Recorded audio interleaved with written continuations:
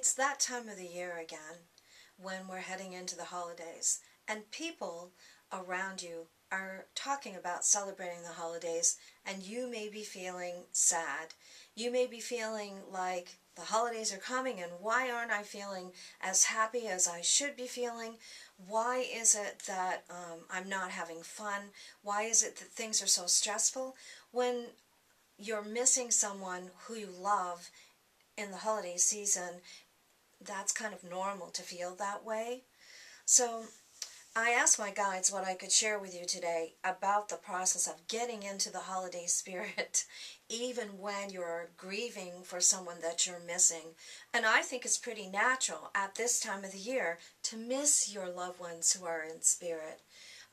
Whether they're humans or whether they're fur friends. I think it's very common at this time of the year to have some sadness at the same time that you want to be feeling happy. And these two things are going on at the same time, and it can be very conflicting for us. What I want to say to you is that at this time of the year, when the holidays are coming, we have Halloween, Thanksgiving, and Christmas pretty close together. A lot more spirit activity seems to take place around us. And I think that partly that is a response to the feelings that we're having, that we're missing someone who's on the other side, and so they're coming in to be with us. But it's also their natural desire to be close to us at the holidays. My experience has been that you see a lot more spirit activity around the holidays, say between probably the 1st of October and the end of December. You see a lot more of that activity happening in people's houses and in people's lives. The other thing that I've noticed that goes with that is that they're making more of an effort to connect with you. So you can expect at this time of the year, you'll hear more doors closing, and you're not sure why they're closing. You may hear conversation in another part of the room or another part of the house, and you know there's no one else there. You may hear knocks on the door, and there's no one there when you go to answer the door, and it's your family in spirit wanting to connect with you at the holidays. And that's pretty natural. And nothing to worry about. Doesn't mean you have a haunted house. It means that spirit is trying to contact you. There are a lot of other symptoms that go with a haunted house. If you want to know about that, download the symptoms of haunted houses and businesses from my website, aditafelt.com. And that's where you'll find information about haunted houses and haunted businesses. At this time of the year, though, all kinds of stuff is happening in people's houses because our loved ones are trying to make contact with us. So I wanted to give you some suggestions about how to get in the holiday spirit, literally, and how to connect with your loved ones in spirit around the holidays.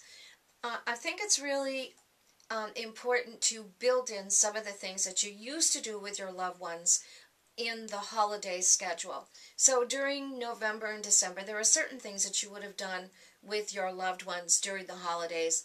Those loved ones may be on the other side, but if you put some of those things into your schedule, that will help you to get in the holiday season, the holiday spirit, and it will at the same time give your loved ones a familiar context in which to reach you.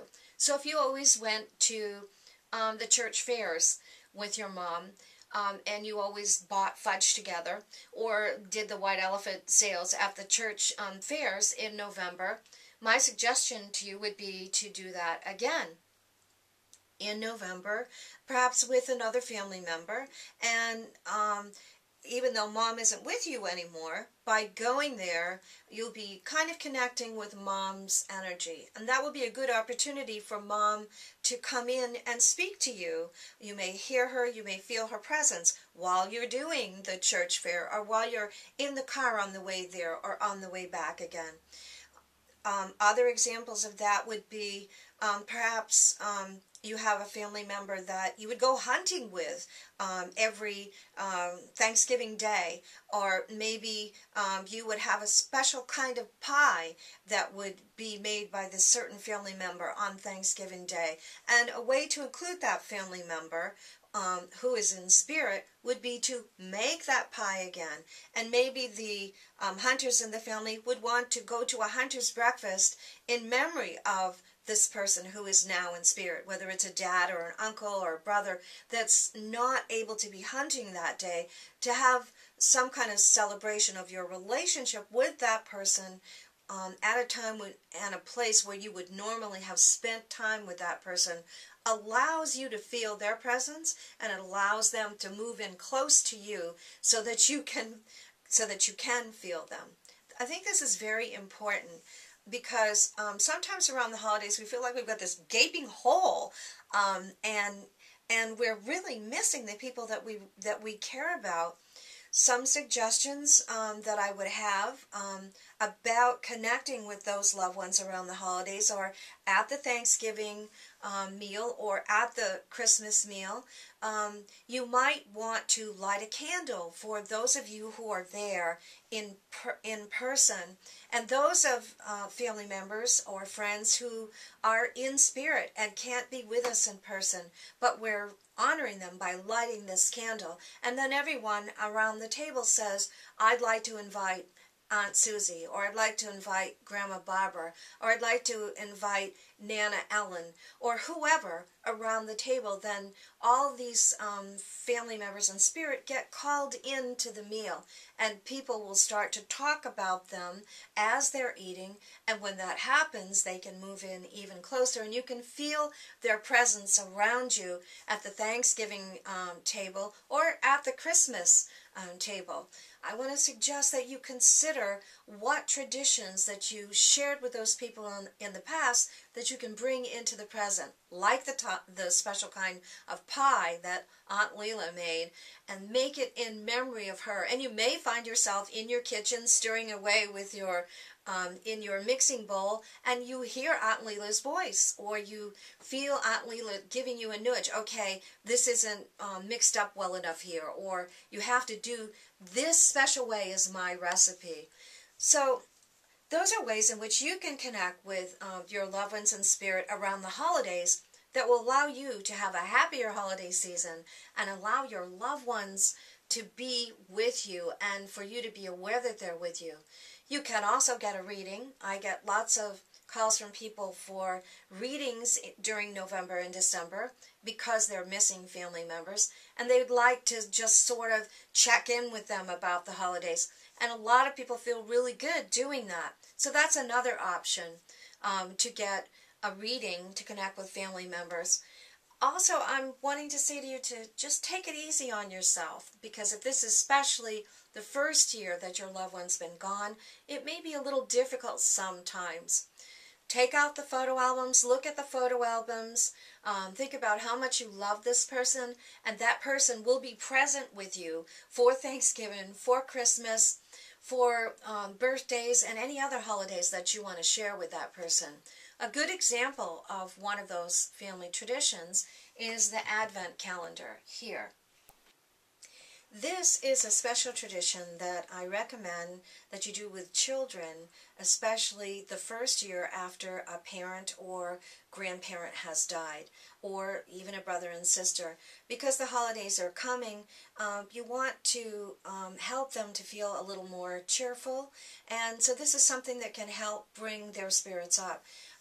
It's called an Advent calendar, but it's got little doors that open up, and you put a little present in each one of these, or you could put a little saying in here, a little affirmation every day.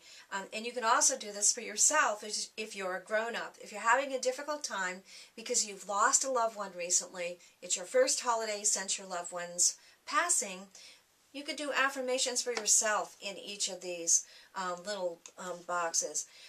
Or you can buy an an Advent calendar that hangs on the wall and works similarly. Your goal is to bring positive thoughts during that month prior to the holiday, so that you're not walking around dragging yourself because you're missing your loved ones so much. So this is just one way of changing what you've been doing in the holiday season in the past to accommodate the loss of a loved one and to help you and your other family members here on this side to feel positive and at the same time connected to that person. You might want to put a couple of photographs in here, or maybe 3 or 4 photographs in here of your child doing something with that loved one, or you and the loved one doing something together, so that when you go to open that up on that day, you get, oh, right, that was really fun. I really enjoyed doing that with my loved one. I find that that planning ahead of time for the holidays works very well when you're mourning the loss of a loved one and yet wanting their spirit to be close to you so that you can have fun at the holidays with the rest of your family that's here. I hope that this was helpful for you. If you have any other concerns about your loved ones around the holidays, or would you like to have a reading with your loved ones at the holiday season, feel free to go to my website, www.aditafelt.com, and I hope that your holidays will be blessed and everything that you want them to be. And don't forget to get in the Christmas spirit, literally.